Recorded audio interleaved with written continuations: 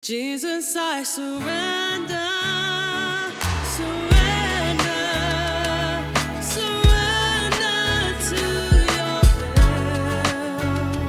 to be your hope revealed.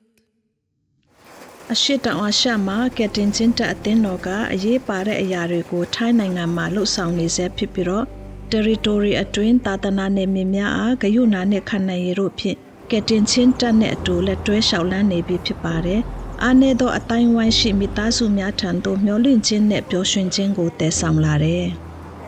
။ချင်းမိုင်ဒီ၎င်း၏လူမှုဒလိနှင့်တောတောင်လှပမှုကြောင့်နာမည်ကျော်ကြားပေမဲ့အစစ်မှန်ကတော့တစ်ဖက်မှာရှိပါတယ်။လူတွေမမြင်နိုင်တဲ့နောက်ွယ်မှာကျူးကျော်ရက်ကွက်တွင်နေထိုင်တဲ့မိသားစုများဟာနာတာရှည်စင်းရဲမွဲတယ်မှုနဲ့ရင်ဆိုင်ရတယ်။မြေယာမလုံးချုံမှုနဲ့အကန့်အသတ်ရှိတဲ့ဝန်ဆောင်မှုတွေရှိတယ်။ထိုစိန်ခေါ်မှုများကြားထဲမှာသူတို့ဟာခန္ဓာရည်ရှိပြီးစေအားထက်သန်ကြတယ်။တင်ယူရန်ကြီးထွားရန်ပုံမကောင်းမွန်တဲ့အနာဂတ်ကိုတည်ဆောက်ရန်ကက်တင်ချင်းတက်ကသူတို့နဲ့ပူးပေါင်းကဒီခီးစဉ်ကိုအပတ်စဉ်ပြုလုပ်နေပါတယ်။ဝန်ကျင်သာသနာလှုပ်ရှားမှုမှာအင်္ဂလိပ်ဘာသာစကားသင်ကြားခြင်းတမန်ကျမ်းစာသင်တန်းနဲ့လူငယ်ပိုင်းဆိုင်ရာလှုပ်ရှားမှုကိုလည်းလှုပ်ဆောင်နေပါတယ်။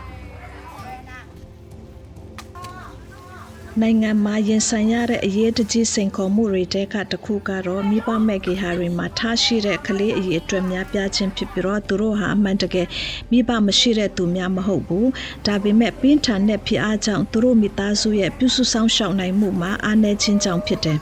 ချင်းမိုင်တစ်ခုထဲမှာပင်ခန့်မှန်းချေကလေးအယောက်9000တို့ဟာပညာမသင်နိုင်ဘူးအများစုကအနည်းဆုံးအသက်ရှင်တဲ့မိဘတအူးပဲရှိတယ်